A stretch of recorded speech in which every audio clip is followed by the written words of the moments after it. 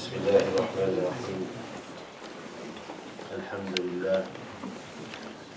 لله وكفى وسلام على عباده الذين اصطفى والصلاة والسلام على أشرف المرسلين سيدنا ونبينا محمد وعلى آله وصحبه أجمعين.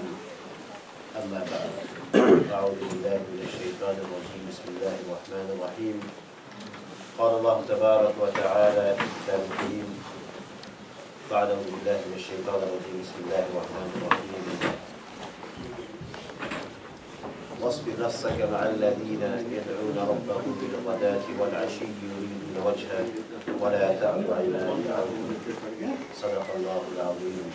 اللهم صل على محمد وعلى آل محمد كما صليت على إبراهيم وعلى آل إبراهيم إنك حميد مجيد. اللهم بارك على محمد وعلى آل محمد كما باركت على إبراهيم وعلى آل إبراهيم إنك حميد مجيد. ربنا تقبل منا صلاتنا وصالح أعمالنا يا رب العالمين.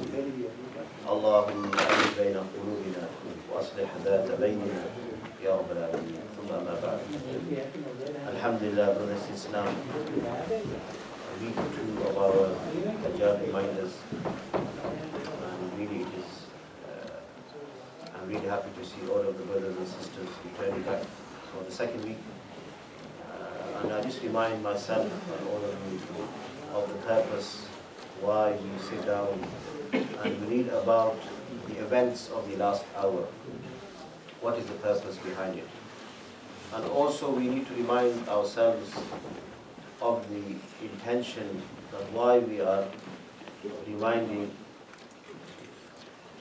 we reminding ourselves, and particularly the youngsters, of the importance of what is the creation of Allah subhanahu wa ta'ala, i.e. the Dajjal.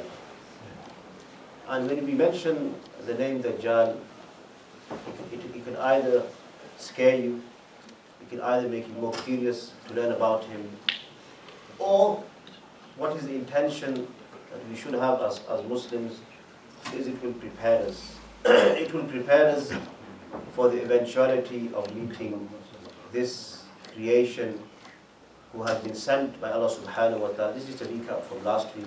He has been sent as a fitan, as a trial and tribulation for his servants. And Allah subhanahu wa ta'ala, he tells us that verily he will try and test us in all our affairs, whether it is in our livelihood, our wealth, our families. Every single step or every part of our lives will include some test or some trial or the other. For instance, Allah subhanahu wa ta'ala mentions in the Quran two things. بعد أعوذ بالله من الشيطان الرجيم إنما أموالكم وأولادكم فتنة والله عنده أجر عظيم. And fitna is something which the Masih ad-Dajjal is also been described as. He's going to be a trial, a test for you Muslims. And it's not an ordinary test, as we mentioned last week. The Prophet ﷺ says that all the prophets were sent and each one of them warned about the Dajjal, the false liar, the false Masih. But I will say to you something extra. And what was that something extra? He told us that he has one eye. Yeah, so we will explain today some of the features of the Dajjal. But what will he look at? But I just want to clarify some questions that were posted, that why are we actually even taking the time out? Why don't we talk about something, for instance, like the problems of our times?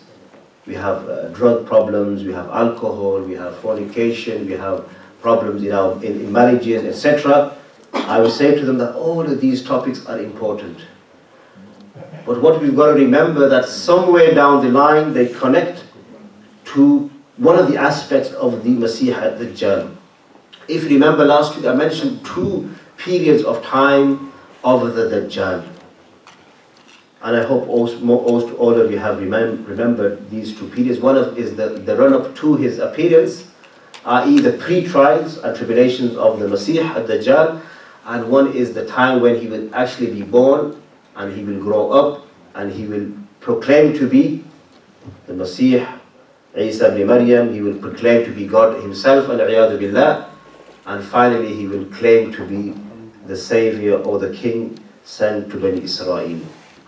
So this was just a quick recap of last week. That what did we discuss, and how we should really focus, that when we learn about something, that we apply it straight away in our lives. And really our children, our family is the most precious thing that we have at our times, and we must take care, we must look after them with all our energy, with all our wealth.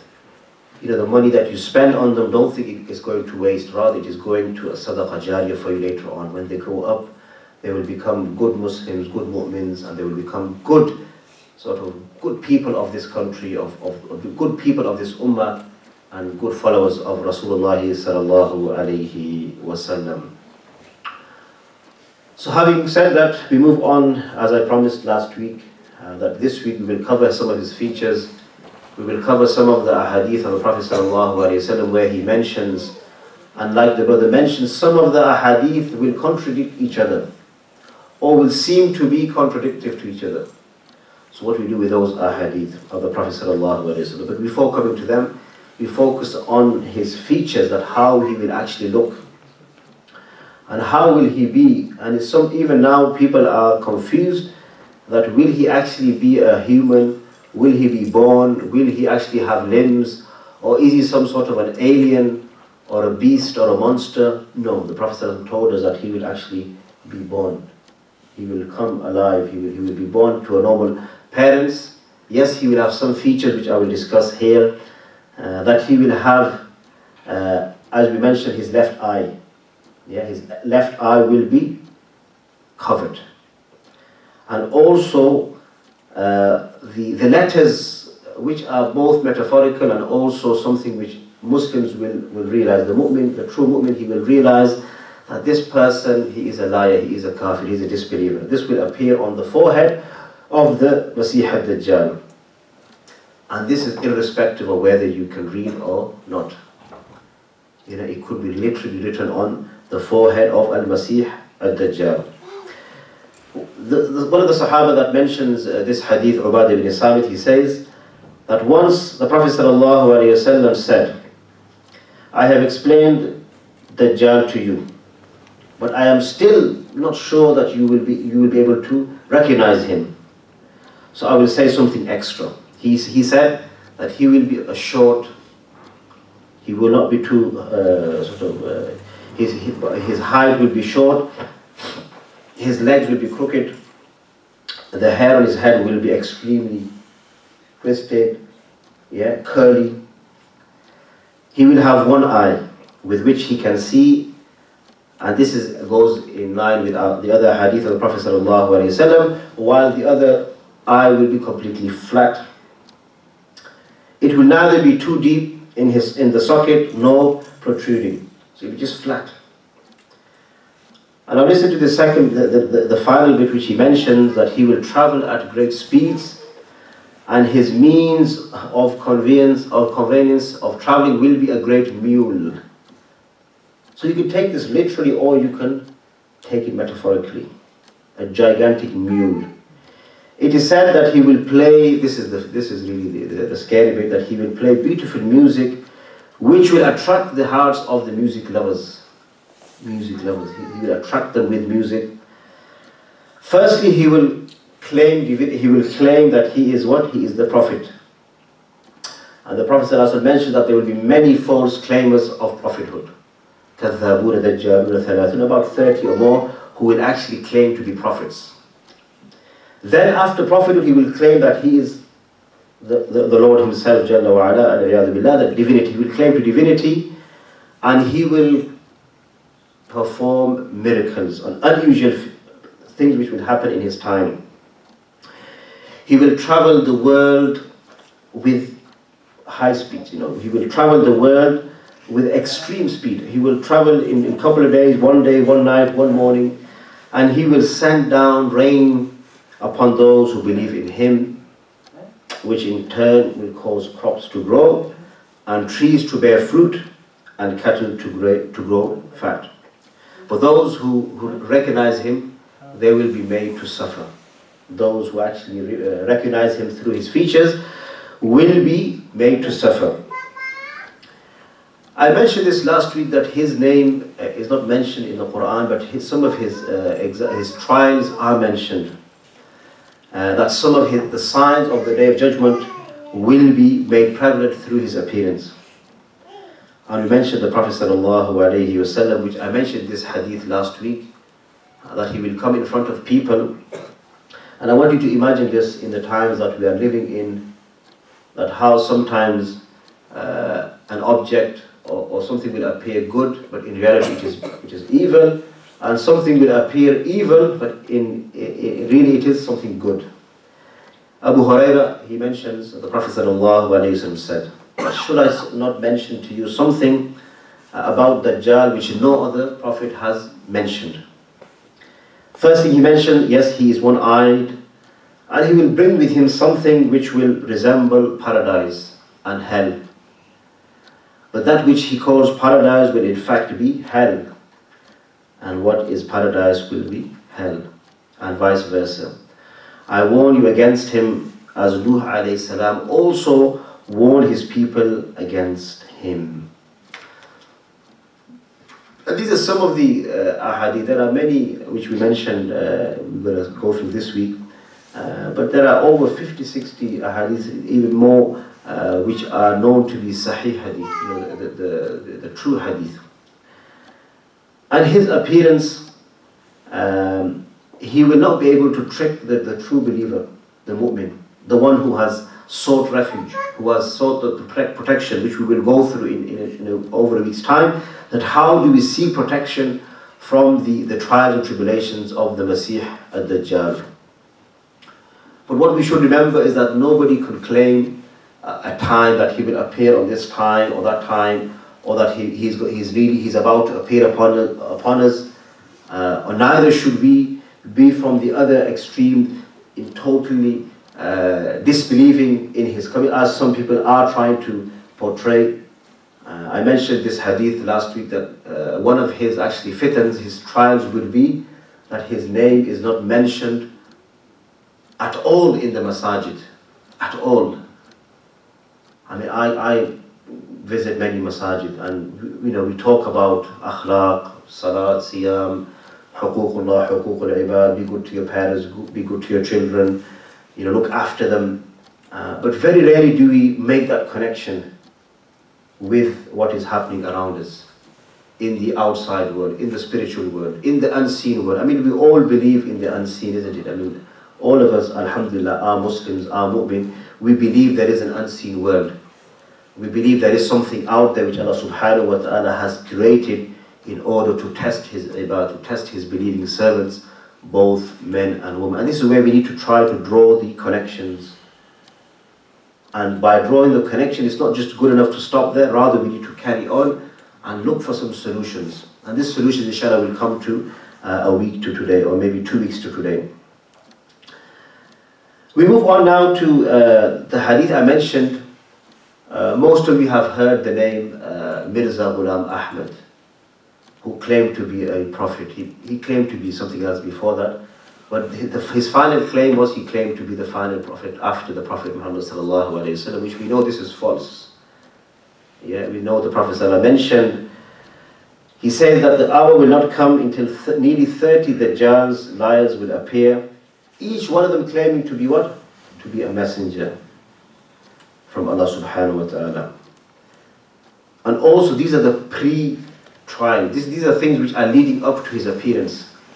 Now, since Mirza Ghulam Ahmad, when he died, and his death is also another series which we'll go through how he died, there has been some claim to prophet, but not on the big scale as we've seen in India at that time.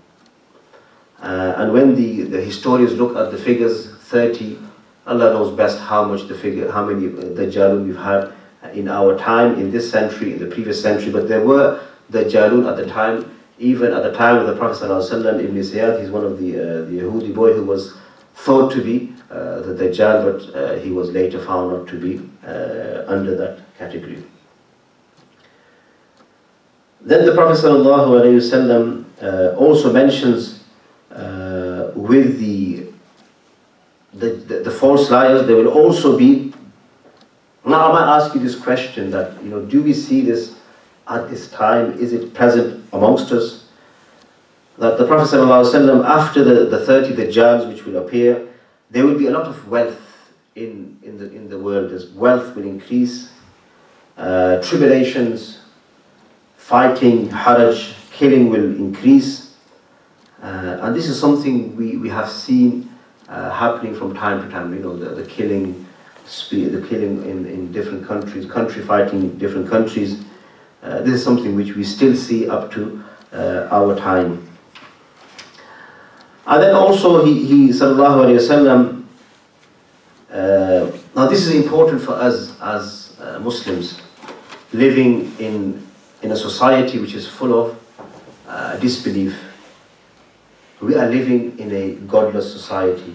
Every effort is being made to make sure that our youngsters, our children are far away from the religion. They don't believe in anything. They confuse them to such an extent that really they don't know themselves what they are believing in. So let's listen to this hadith of Anas ibn Malik radiallahu ta'ala. He says, the Prophet sallallahu alayhi wasallam says that before the time of Dajjal there will be many years of confusion.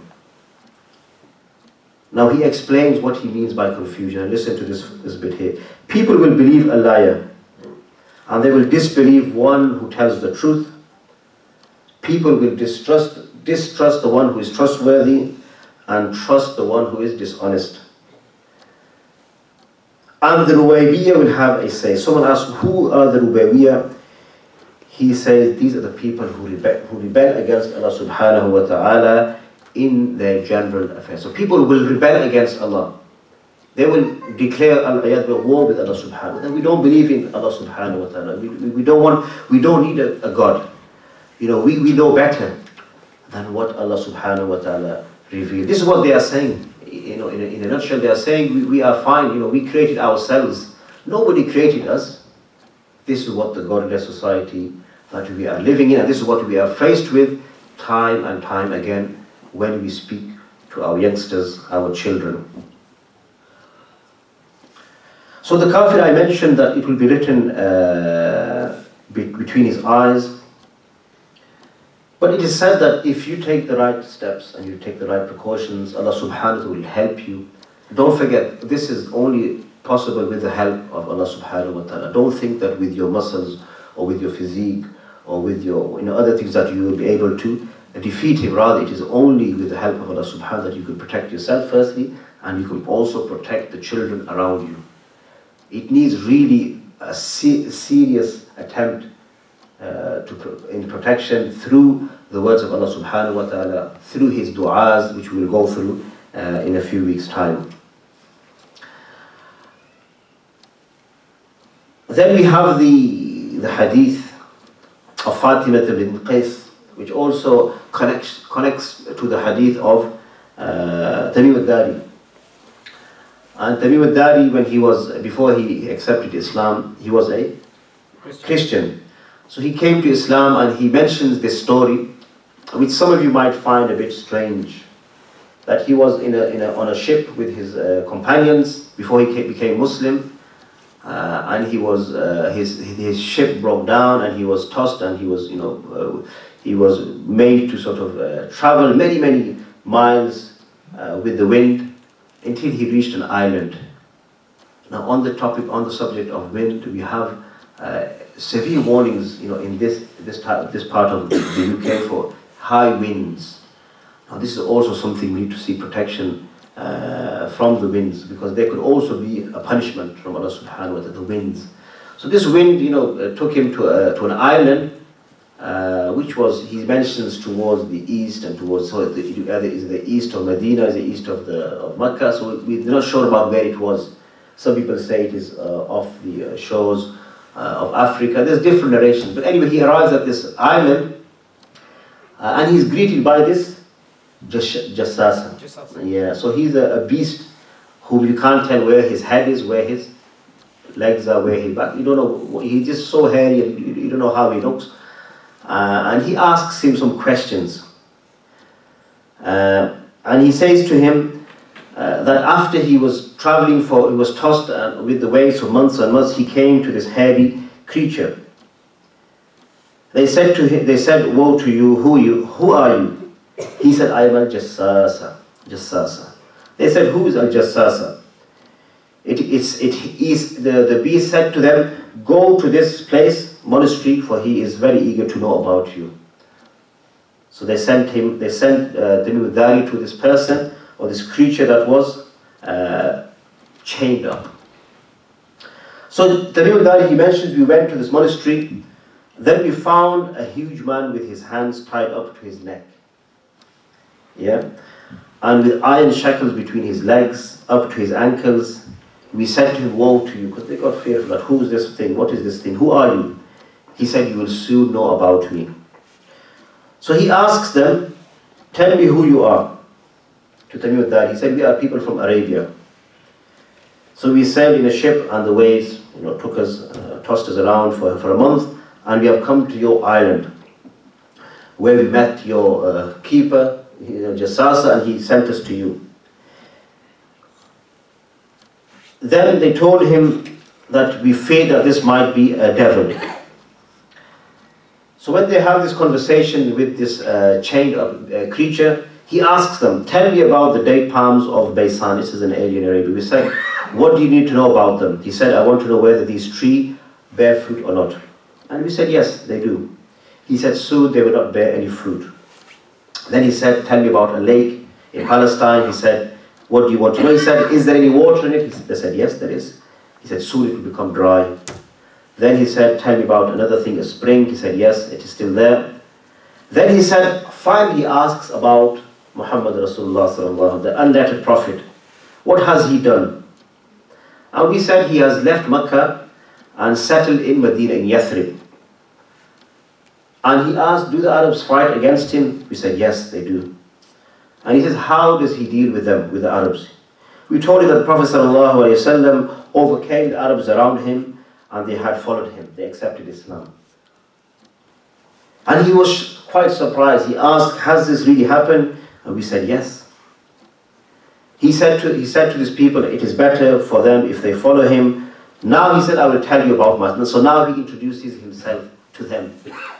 And this is a long hadith, such a long hadith. It's 2 pages long. He said, "I am the Dajjal, and I will soon be permitted to leave this place. I will emerge and I will travel the north and the south and the whole earth. In 40 nights, what will he do? He will travel through every single town, except Mecca and Al-Medina. For I have been forbidden to enter these 2 cities. Every time I will try to enter, I will be met by an angel who will do what? Who will throw him out. Who will prevent him from entering it. And there will be angels guarding the gates to Mecca and also to Medina." Then the Fatima ibn Qais, she mentions the end of this hadith, which I will finish on, is that the Prophet ﷺ strikes his pulpit, to emphasize it. He said, "This is Tayyiba, i.e. this is Medina," where he was at the time. He was in Medina. "Have I not told you so?" So he's actually, so there is a disagreement about this hadith, whether it is reliable or not. But the scholars, what they say is that you hear it. If you do not understand it, you obviously put it to the side, but you also have other hadith which mentions more detail, if not more than what we have just read. He said that, "Have I not told you about this Dajjal before? He has come now and he has confirmed." So the Prophet ﷺ did not go into much more details, because to him this was also something which the narrator was telling him, Tamim al-Dari, and he said to him, "I like the account given to me by Tamim because it agrees slightly with what I have been telling you about Dajjal, especially about Mecca and Medina, that he will not enter Mecca and Medina. Indeed, he is somewhere locked away in the east. Indeed, he is in the east." So this long hadith was mentioned by both Fatima ibn Qais, and there was a mention of the Christian who later became Muslim, Tamim al-Dari. So that's just one of the long hadith which we hear about sometimes, but not always. It's something we need to keep in mind, that this Jassasa, Jassas means somebody who actually spies, a spy for the Dajjal. We have many spies around the world. People are listening in to all sorts of telecommunications, to media. We live in a society which is full of cameras, CCTVs. We are living in a very unsecure world. We are so scared that our houses need to have CCTVs inside, outside, on the street. Some cities, they are full of cameras. You cannot even move. So these are all, if you look at them in the light of the hadith, you can say these are all, if you can say, preparations. These are all setting the stage for one day when he will arrive. Yeah, this is something you can analyze yourself, and you can gauge the hadith, at how the hadith will not tell you directly, but it will give you something to think about. The last few things before we finish, and I would like really for you to think about it and take some questions regarding it. I will mention some of the sayings of the scholars regarding this hadith. But let's look at one of the, you can say, miracles, or one of the actions which he will actually be able to do with the help of Allah subhanahu wa ta'ala. The hadith starts with the protection, which will come to in 2 weeks' time, but he mentions that he will come to a simple man, a Bedouin, somebody who's working in the streets, and he will say to him, "What do you think if I bring your father who has passed away, or your mother, back to life for you? Will you bear witness that I am your Lord?" And the simple person, the Bedouin, he will say, "Yes." So what will happen? 2 devils will appear, his mother, his father, and will say, "Oh my son, follow him, for he is your Lord." This is one of the things that he will do. He will deceive you by bringing back to life your loved ones. Another thing, this is really when we come to modern surgery, or medicine, physics, or whatever you want to call it. He will also have the power over one person who he will kill, and he will cut into 2 pieces. Then he will say, "Look at this slave of mine, now I will resurrect him." And he will still claim that, "Is there anybody greater than me? Am I not the Lord?"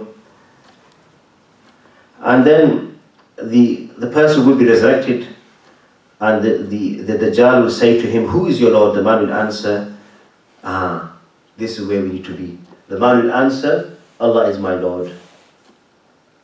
Allah is my Lord." So this is where you need to be on your guard, that when even if he resurrects you, or Allah subhanahu wa ta'ala with his power resurrects you, you say to him, "Allah is my Lord," and he says to the Dajjal that you are the enemy of Allah subhanahu wa ta'ala. Verily you are the Dajjal, the false liar. And he will actually, his iman will increase. So whenever we see these in front of us, what should happen is we shouldn't decrease in iman, rather our iman should increase. If our iman is decreasing, then we have a problem. Yeah, we have a serious problem. I mean, I don't want you to go back to your houses and think that your iman is in trouble, because that's not the purpose of the reminders. The purpose is that your iman is refreshed, and your iman in Allah and His Prophet ﷺ also increases. The Prophet ﷺ said regarding this person that he will have the highest status in my ummah, in paradise. This person who refutes the Dajjal and who says to him in his faith that you are a liar, Allah is my Rabb, and He is the one who has resurrected me, and I disbelieve in your claim. So this is really a hadith which we can take comfort from, and we can take some nasiha from, that how there is the negative, but also there's the positive. Only if we are aware of what's to come. Yeah, you're not going to be, if when you go to an exam, if you don't prepare yourself, if you're ill-prepared, more than likely you will fail unless you're a genius. Same thing, if you don't prepare for any event, your sport event, then unless you are really a genius in that sport, you're going to do you're not going to do very well. So you have to prepare yourself. Prepare yourself for the biggest test of time. So from this hadith, some of the hadith that we mentioned, you can see that Allah will give some powers to Dajjal, which he will be permitted to perform with the permission of Allah subhanahu wa ta'ala. We mentioned this, the rain will come down and the earth will bring its fruits. So you're gonna suffer. The life is not going to be easy when He decides that, or when he asks you about believing in Him and you refuse it. He's going to put sanctions over you. He's going to make sure your life is difficult. You're not going to live a life of easiness. So what we are seeing now with our children, and we are struggling with them, we are trying to get them into school, we're trying to homeschool them, we're trying to do this is only going to get worse. It's only going to get really serious towards the time which we are living in. The question that you may ask, that we will go through these droughts and famine, especially those who disbelieve in Him and those who believe in the one Allah subhanahu wa ta'ala, and it is said the majority will follow Him, and the majority will be women. Will be women. Maybe because the population is greater or higher, the women population will increase to such a state that there will be more women than men. Allah knows best. It could be possible that because we have gonna have a world war situation. Yes. And then the men's are marching Increased, increase, and then we have a woman, and then with the men. So it could be because of the fighting, the battles, the malhama, and a lot of the men will disappear, will be killed in these upcoming wars. I will just finish off on 2 points, which I have just to quickly reiterate, that this is not some type of magic. Don't think it is magic. It is something real in front of your eyes. So magic, they could play with your eyes, they could play with imagination. This is something real. So there's more chance of you believing in it. So this is serious. This, what's his name? We mentioned his name last week, these magicians. We have Dynamo and all these are fake people, they are not real. This person, Dajjal, he is real. So this test will be on another level. Many, and as I mentioned this in the beginning, many will be led astray and many will be guided by it.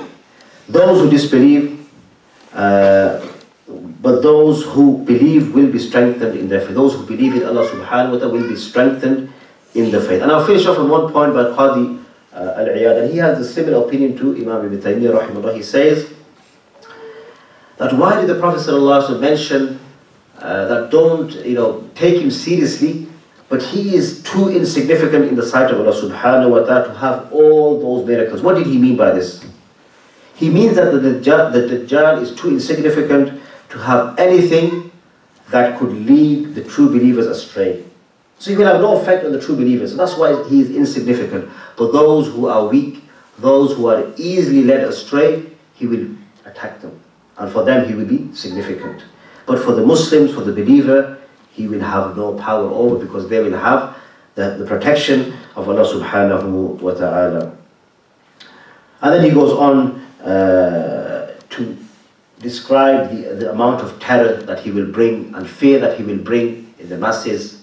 Some of you have probably seen this film, but it's nothing. This series is nothing compared to the actual real thing. Imagine that the real thing will be 100 or 1,000 times more intense, more fearful, and more full of terror. Inshallah, we will stop at this point for any questions and any answers, which we will try to give, any comments. But next week I will not be here, so I will see you the following week, inshallah. It'll give you a bit of time to digest what we have tried to deliver to all the brothers and sisters in Islam. And the final week will be about the protection of the Dajjal, because it's fine giving the problems, but where are the solutions? And this is what we need to work on. And I want all of you to go back and to do some research and come back with some suggestions. There are about 5 to 10 points that we can take from the Quran and from the Hadith of the Prophet, which are very, very important, practical tips of how we can deal with this fitan of the Masih, Dajjal. We ask Allah subhanahu wa ta'ala to protect us from the trial and the tribulations of the false Messiah. May Allah subhanahu keep us on the straight path, the path of the Quran and the Sunnah of Rasulullah sallallahu alayhi wa sallam. Subhanallah bihamdi, subhanallah al-azim, ashhadu an la ilaha illa astaghfiruka wa atubu ilayk. If there's any questions.